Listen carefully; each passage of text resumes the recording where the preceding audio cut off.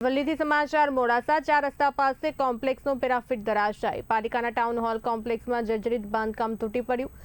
10 દુકાનોની આગળનો ભાગ ધરાશાયી થતા એક વ્યક્તિ ઘાયલ થયો છે।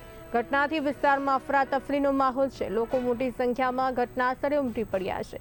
10 થી વધુ દુકાનોને ભારે નુકસાન થયું છે। જર્જરિત હોવા છતાં કોમ્પ્લેક્સમાં દુકાનો ચાલુ હતી।